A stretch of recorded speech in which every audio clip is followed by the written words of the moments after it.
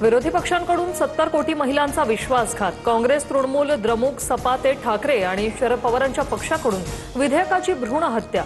मुख्यमंत्री फडणवीसांचा हल्लाबोल। हे महिला आरक्षणाचं नाही तर मतदारसंघ तोडफोड बिल होतं।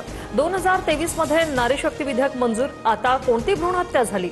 संजय राऊतांकडून फडणवीसांना जुन्या ट्विटची आठवण। 2023 मध्ये समर्थन देणाऱ्यांनी सरड्यासारखे रंग बदलले।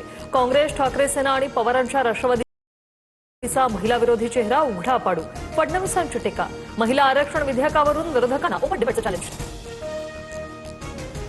फडणवीस अभ्यासू आणि हुशार नेते, पण महिला आरक्षणाबाबत दिल्लीतून प्रेशर आलं असेल। सुप्रिया सुळेंची टीका। तर फडणवीस सांगतील ती जागा आणि वेळ मान्य। सुळेंनी ओपन डिबेटचं चॅलेंजही स्वीकारलं। उपमुख्यमंत्री एकनाथ शिंदेंच्या साताऱ्यातील सभेपूर्वी पक्षांतर्गत वाद चव्हाट्यावर। बॅनरवरून आमदार महेश शिंदेंचा फोटो हटवल्यानं नाराजी उघड। महेश शिंदेंना सभेचं निमंत्रणही नसल्याची माहिती।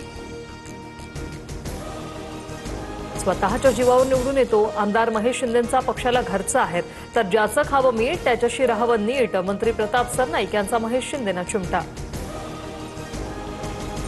10 मे पर्यंत भूमिका स्पष्ट करा, अन्यथा सरकारला महागात पडेल। अजित पवारांच्या विमान अपघातावरून रोहित पवार यांचा मुख्यमंत्र्यांना थेट इशारा।